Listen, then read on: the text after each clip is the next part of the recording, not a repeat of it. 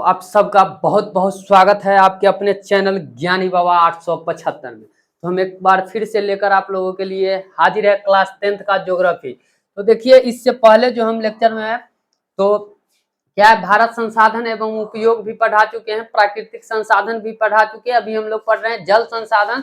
जल संसाधन का भी लेक्चर जो है नंबर 7 और 8 अपलोड हो चुका है। तो हम लेक्चर जो है पूरा टोटल भूगोल का एक सीरीज में दे रहे हैं 1 2 3 4 5 6 7। तो 8 तक पहुंच चुका, हमारा 9 नंबर लेक्चर है। ठीक है, इसमें हम लोग पढ़ेंगे क्या कि जो जल संरक्षण एवं प्रबंधन की आवश्यकता ना, जो जल की जो आवश्यकता है ना, जल संरक्षण एवं प्रबंधन की आवश्यकता, तो वही हम लोग आज पढ़ेंगे। तो आइए देखते हैं क्या है। आपने अनुभव किया होगा कि जल संसाधन की सीमित आपूर्ति, तेजी से फैलते प्रदूषण एवं समय की मांग को देखते हुए जल संसाधनों का संरक्षण एवं प्रबंधन अपरिहार्य है, जिससे स्वास्थ्य, जीवन, खाद्यान्न सुरक्षा, आजीविका और उत्पादक अनुक्रियाओं को सुनिश्चित किया जा सके और नैसर्गिक परिवर्तनों के निम्नीकरण पर विराम लग सके ना।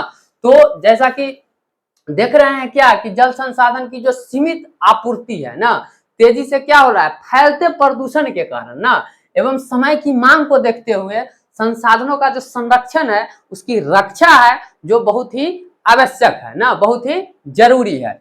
जल संसाधन के दुर्लभता या संकट निवारण हेतु सरकार ने सितंबर 1987 में राष्ट्रीय जल नीति को स्वीकृत किया ना। तो सितंबर 1987 में सरकार ने क्या किया, तो राष्ट्रीय जल नीति को स्वीकृत किया। कालांतर में कई समस्याओं के उभरने के कारण इसे संशोधित कर राष्ट्रीय जल नीति 2002 के रूप में प्रस्तुत किया गया है ना। तो सितंबर 1987 में तो राष्ट्रीय जल नीति को स्वीकृत किया गया, लेकिन कालांतर में कई समस्याओं को, मतलब कई समस्या से उभरने के कारण इसे संशोधित कर राष्ट्रीय जल नीति 2002 के रूप में प्रस्तुत किया गया है ना। इसके अंतर्गत सरकार ने जल संरक्षण हेतु निम्न सिद्धांतों को ध्यान में रखकर योजना को निर्मित किया गया है। उस सिद्धांत क्या है उसको हम लोग देखेंगे। तो पहला जो है ए में आपका सिद्धांत जो है जल की उपलब्धता को बनाए रखना, जल जो उपलब्ध है उसकी उपलब्धता को बनाए रखना। दूसरा है जल को प्रदूषित होने से बचाना, क्या जल को प्रदूषित होने से बचाना। और तीसरा है प्रदूषित जल को स्वच्छ कर उसका पुनः चक्रण करना, मतलब प्रदूषित जो जल है उसको स्वच्छ बनाकर उसका उपयोग करना। इस संदर्भ में अग्रांकित संरक्षण विधियां कारगर सिद्ध हो सकती है ना। जैसे पहला क्या है कि भूमिगत जल की पुनः पूर्ति ना। पूर्व राष्ट्रपति अब्दुल कलाम ने जल मिशन संदर्भ देकर भूमि जल पुनः पूर्ति पर बल दिया था ना। कौन? तो पूर्व राष्ट्रपति जो हमारे देश के थे एपीजे अब्दुल कलाम, जिससे खेतों, गांवों, शहरों, उद्योगों को पर्याप्त जल मिल सके। जिससे क्या होगा कि हमारे गांव ना, खेत को पर्याप्त जो है क्या जल की जो आपूर्ति है वो हो सकेगा। इसके लिए वृक्षारोपण, जैविक तथा कंपोस्ट खाद के प्रयोग, वेटलैंड्स का संरक्षण, वर्षा जल का संचयन एवं मल जल शोधन पुनः चक्रण जैसे क्रियाकलाप उपयोगी हो सकते हैं ना। तो जल संरक्षण के लिए कौन कौन से चीज उपयोगी हो सकते हैं, तो क्या है कि इसके लिए वृक्षारोपण, जैविक तथा कंपोस्ट खाद के प्रयोग, वेटलैंड्स का संरक्षण, वर्षा जल का संचयन ना, मतलब वर्षा जल का इकट्ठा करना एवं उसको उपयोग करना, एवं मल जल शोधन पुनः चक्रण जैसे क्रियाकलाप उपयोगी हो सकते हैं ना। इसी कड़ी में दूसरा जो पॉइंट है क्या, जल संभर प्रबंधन। ठीक है, तो ये जो जल संभर प्रबंधन है ना, क्या है, जल प्रवाह या जल जमाव, जल प्रवाह या क्या जल जमाव, जल प्रवाह या जल जमाव का उपयोग कर उद्यान, कृषि, वानिकी ना। यहाँ पर जो वानिकी शब्द है, तो वानिकी का मतलब क्या होता है, जब छोटे छोटे पेड़ पौधे जो हम लगाते हैं अपने द्वारा जो उगाया जाता है ना जंगल, तो उसको क्या कहेंगे, वानिकी। जल कृषि एवं कृषि उत्पादन को बढ़ाया जा सकता है, इससे पेय जलापूर्ति भी की जा सकती है। इस प्रबंधन को छोटे इकाइयों पर लागू करने की आवश्यकता है ना। तो इस प्रबंधन को क्या है कि छोटे छोटे इकाइयों में क्या है, लागू करने की आवश्यकता है। बढ़ते हैं आगे। आगे क्या है कि तीसरा पॉइंट है तकनीकी विकास ना। तो तकनीकी विकास से तात्पर्य है कि ऐसे उपकरण जिससे जल का कम से कम उपयोग कर अधिकाधिक लाभ लिया जा सके। तकनीकी विकास से क्या तात्पर्य है कि जल का कम से कम खर्च करके अधिक से अधिक लाभ लिया जा सके, जैसे ड्रिप सिंचाई, लिफ्ट सिंचाई, सूक्ष्म फुहारों से सिंचाई, सीधी नुमा खेती इत्यादि ना। तो इस प्रकार से हम लोग जैसे कि ड्रिप सिंचाई हुआ ना, लिफ्ट सिंचाई हुआ, सूक्ष्म फुहारों से सिंचाई हुआ, सीधी नुमा खेती हुआ, तो इससे हम जल का संरक्षण भी कर सकते हैं, उसका विकास आगे की ओर कर सकते हैं। उसके बाद है कि वर्षा जल संग्रहण एवं उसका पुनः चक्रण ना। देखिए आप जान चुके हैं कि जल दुर्बलता एवं उनकी निम्नीकरण वर्तमान समय की एक प्रमुख समस्या बन गई है। बहुउद्देशीय परियोजनाओं के विफल होने तथा इसके विवादास्पद होने के कारण वर्षा जल संग्रहण एक लोकप्रिय जल संरक्षण का तरीका हो सकता है ना। जो वर्षा जल संरक्षण है ये बहुत ही लोकप्रिय जल संरक्षण का तरीका माना जा सकता है या हो सकता है। प्राचीन भारत में उत्कृष्ट जलीय ना निर्माण एवं जल संग्रहण ढांचे पाए जाते थे ना। प्राचीन भारत में मतलब कि पुराने जमाने में तत्कालीन भारतीयों को वर्षा पद्धति एवं मृदा गुणों का गहरा ज्ञान था ना। तो तत्कालीन जो भारतीय थे उनको वर्षा का पद्धति एवं कौन चीज का, तो मृदा के गुणों का गहरा ज्ञान था। उन्होंने स्थानीय परिस्थितियों में वर्षा जल, भौम जल, नदी जल, बाढ़ जल के उपयोग के अनेक तरीके विकसित किए थे। पहाड़ी क्षेत्रों में गुल अथवा कुल यानी कि पश्चिमी हिमालय जैसी वाहिकाएं नदी की धारा का रास्ता बदलकर खेतों में सिंचाई के लिए बनाई है। पश्चिम भारत खासकर राजस्थान में पेयजल हेतु वर्षा जल का संग्रहण छत पर करते थे ना। तो कहां, खासकर राजस्थान में पेयजल का जो संग्रहण है उस छत पर करते थे। पश्चिम बंगाल में बाढ़ के मैदान में सिंचाई के लिए बाढ़ जल वाहिकाएं बनाने का चलन था।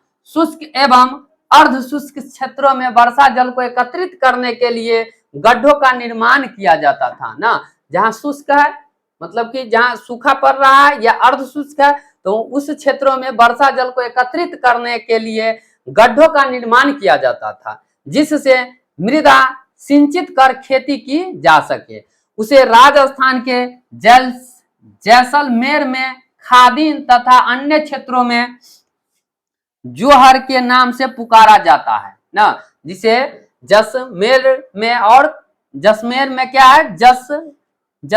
में खादीन तथा अन्य क्षेत्रों में कौन चीज के नाम से, तो जोहर के नाम से पुकारा जाता है। राजस्थान के बीरानो, फलोदी और बाड़मेर जैसे शुष्क क्षेत्रों में क्या है, पेयजल का संचित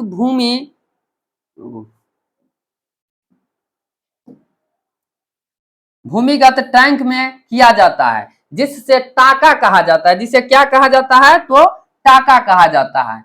यह प्राय आंगन में हुआ करता है, जिसमें छत पर संग्रहित जल को पाइप के द्वारा जोड़ दिया जाता है ना। छत पर जो संग्रहित जल होते हैं, इकट्ठा जल होते हैं, उन्हें पाइप के द्वारा जोड़ दिया जाता है। इस कार्य में राजस्थान की एनजीओ ना, इस कार्य में राजस्थान की कौन, तो एनजीओ तरुण भारत संघ पिछले कई वर्षों से कार्य कर रही है ना। इसमें जो है राजस्थान की कौन, तो एनजीओ जो है ना तरुण भारत संघ पिछले कई वर्षों से कार्य कर रही है। मेघालय के शिलांग में छत वर्षा जल संग्रहण आज भी परंपरागत रूप में प्रचलित है ना। परंपरागत रूप में क्या है, आज के दिन में भी प्रचलित है। अच्छा, यहाँ है क्या आप जानते हैं कि भूमिगत जल का 22% भाग का संचय वर्षा जल का भूमि में प्रवेश करने से होता है ना। जो भूमिगत जल है उसका क्या 22% भाग जो है संचय वर्षा जल भूमि में, मतलब जो वर्षा आता बरसता है और फिर भूमि में चला जाता है, कितना, तो 22% भाग का संचयन वर्षा जल की का भूमि में प्रवेश करने से होता है। ठीक है, और यहाँ है क्या आप जानते हैं, मेघालय स्थित चेरापूंजी एवं मासिनराम में विश्व की सर्वाधिक वर्षा होती है। तो याद रखिएगा कि विश्व की सर्वाधिक वर्षा जो है कहाँ, तो एक नाम है मेघालय में स्थित चेरापूंजी एवं मासिनराम में। ठीक है, विश्व की सर्वाधिक वर्षा होती है, जहां पेय जल संकट का निवारण लगभग 25% छत जल संग्रहण से होता है ना। तो मेघालय में जो है कितना प्रतिशत, तो 25% जल जो है क्या, 25% छत जल संग्रहण से होता है। जल का जो संग्रहण छत से होता है उसी का कितना प्रतिशत, तो 25%। ठीक है, तो आप एक बात और यहाँ से याद रखिएगा क्या, कि सबसे अधिक जो वर्षा होता है वो कहाँ होता है, तो चेरापूंजी, मेघालय में स्थित चेरापूंजी और मानसिनराम में। अच्छा, आगे की बात करते हैं। तो आइए अब आगे क्या है, यहाँ पर नजर आ रहा होगा आप लोगों को, हैंडपंप भी है ना, घर भी है। तो देखिए, हैंडपंप के माध्यम से पुनः भरण ना, यहाँ पर क्या है कि बेकार पड़े कुएं के माध्यम से पुनः भरण, छत वर्षा जल संग्रहण। ठीक है, तो आप लोग देख सकते हैं चित्र के माध्यम से भी। पश्चिम राजस्थान में इंदिरा गांधी नहर के विकास से इस क्षेत्र को 12 मासी पेयजल उपलब्ध होने के कारण से यहाँ वर्षा जल संग्रहण की उपेक्षा हो रही है, जो खेदजनक है ना। परंतु कुछ घरों में आज भी टाका उपलब्ध है। कहने का मतलब क्या हुआ कि इंदिरा गांधी जो नहर के विकास से क्या हुआ, इस क्षेत्र को 12 मासी, मतलब प्रत्येक मास 12 महीना, मतलब साल के 365 दिन पेयजल उपलब्ध होने के कारण से यहाँ वर्षा संग्रहण की उपेक्षा हो रही है ना, जो खेदजनक है। परंतु कुछ घरों में आज भी टाका उपलब्ध है। कर्नाटक के मैसूर जिले में स्थित, कहाँ, कर्नाटक के मैसूर। तो आपसे पूछा जा सकता है कि मैसूर कहाँ है, तो कर्नाटक में। कर्नाटक के मैसूर जिले में स्थित गंडाथुर गांव में छत जल संग्रहण की व्यवस्था 200 घरों में है, जो जल संरक्षण की दिशा में एक मिसाल है। इनके ढांचों की जानकारी चित्र 3.4 से स्पष्ट है। वर्तमान समय में महाराष्ट्र, मध्य प्रदेश, राजस्थान एवं गुजरात सहित कई राज्यों में वर्षा जल संरक्षण एवं पुनः चक्रण किया जा रहा है। इसके बाद क्या है, स्वर्ण परियोजना एक अध्ययन ना। स्वर्ण परियोजना के बारे में अभी हम लोग पढ़ेंगे, जानेंगे क्या है कि स्वर्ण परियोजना एक अध्ययन। देखिए, स्वतंत्रतोपरांत भारत में आर्थिक, सामाजिक, व्यापारिक सहित समग्र विकास के उद्देश्य से, मतलब संपूर्ण विकास के उद्देश्य से जल संसाधन के उपयोग हेतु योजनाएं तैयार की गई। नदी घाटी जल के बहुआयामी उपयोग के कारण इस परियोजना को बहुउद्देशीय परियोजनाओं की भी संज्ञा दी गई है, जिस पर पूर्व में चर्चा की गई है ना। तो स्वतंत्रता उपरांत मतलब स्वतंत्रता के बाद ना क्या हुआ, तो भारत में चाहे आर्थिक हो, चाहे सामाजिक हो, चाहे व्यापारिक सहित सभी का विकास के उद्देश्य से क्या हुआ, जल संसाधन के उपयोग हेतु योजनाएं तैयार की गई ना। नदी घाटी जल के बहुआयामी, बहुत सारे जो उपयोग के कारण इस परियोजना को बहुउद्देशीय परियोजना की भी संज्ञा दी गई है ना। तो बात करेंगे अब आगे की। तो आइए आगे क्या है हमारा, जो कि बिहार में भी इन उद्देश्यों को ध्यान में रखकर कई परियोजनाएं बनाई गई हैं, जिनमें 3 प्रमुख है। 3 प्रमुख कौन कौन है, तो स्वर्ण परियोजना, गंडक परियोजना और कोसी परियोजना। तो बिहार में जो कितने, तो 3 परियोजना है ना, कौन कौन, तो स्वर्ण परियोजना, गंडक परियोजना और कोसी परियोजना। तो आप याद रखिएगा कि बिहार में कौन कौन से परियोजनाएं हैं, तो स्वर्ण परियोजना, गंडक परियोजना और कोसी परियोजना।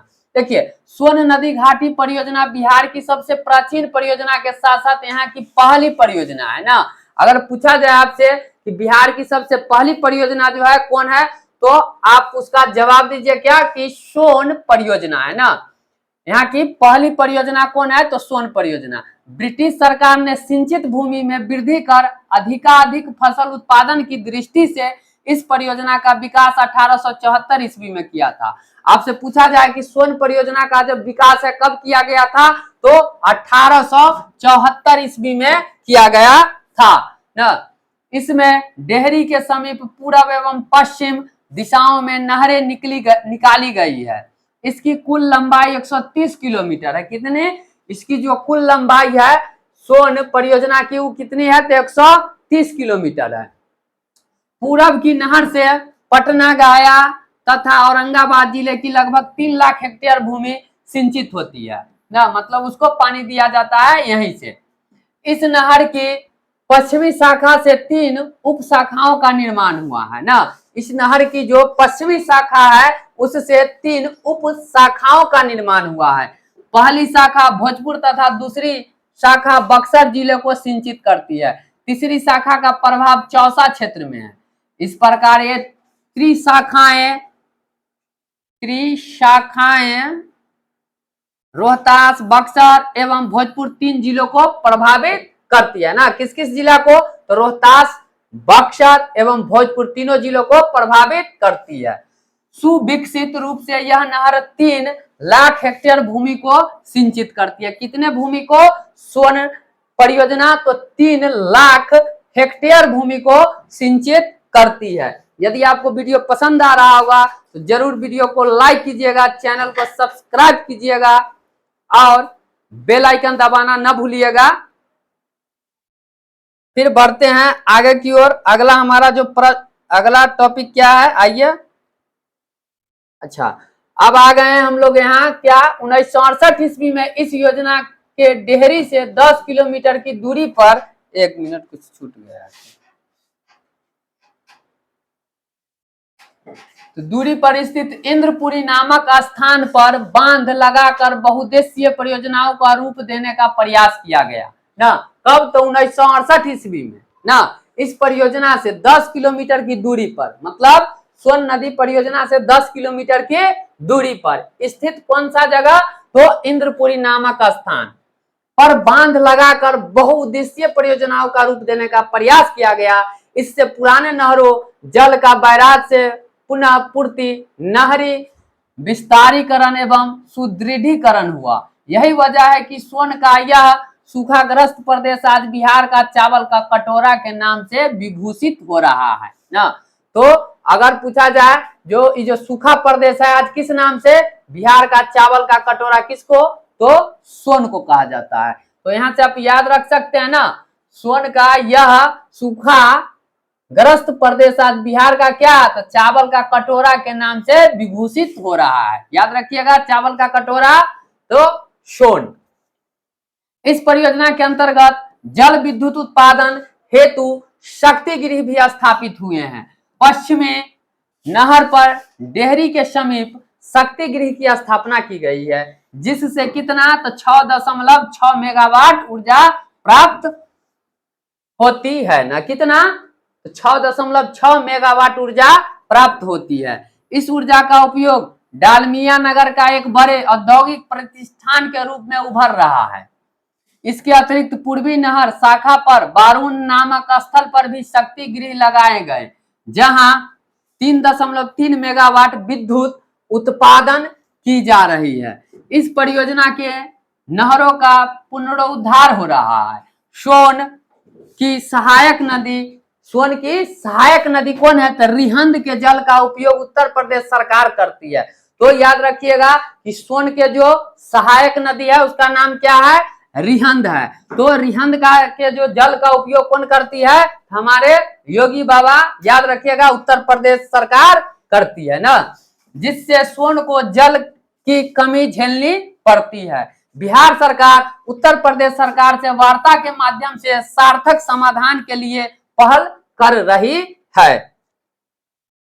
बिहार विभाजन के पूर्व, मतलब बिहार विभाजन से पहले ना, बिहार विभाजन से क्या पहले इंद्रपुरी जलाशय योजना कदवन जलाशय योजना के नाम से जानी जाती थी ना। तो बिहार विभाजन के पूर्व, मतलब जब बिहार से झारखंड जो है अलग नहीं हुआ था, तो झारखंड जो है वो बिहार से कब अलग हुआ? तब 15 नवंबर 2000 को। ठीक है, तो वो जो है बिहार विभाजन के पूर्व इंद्रपुरी जलाशय योजना, जिसका नाम क्या था? इंद्रपुरी जलाशय योजना, उसी का नाम क्या हो गया? कदवन जलाशय योजना के नाम से जानी जाती थी ना। पहले कौन चीज से? कदवन जलाशय योजना के नाम से जाना जाता था, जिसका बिहार के मतलब क्या हुआ कि विभाजन के पूर्व इंद्रपुरी जलाशय योजना को उसके बाद इस नाम से जानते लगे, लेकिन उससे पहले क्या है, कदवन जलाशय योजना के नाम से जानी जाती थी। इस योजना के विकास के लिए ना भी एक बांध का निर्माण प्रस्तावित है ना। इस योजना का विकास हो, इसके निर्माण के लिए भी क्या है, जो एक बांध का निर्माण प्रस्तावित है, जिसके निर्माण से सोन परियोजना की सिंचाई को स्थायित्व मिल सकेगा और साथ ही 450 मेगावाट जल विद्युत की का भी उत्पादन हो सकेगा।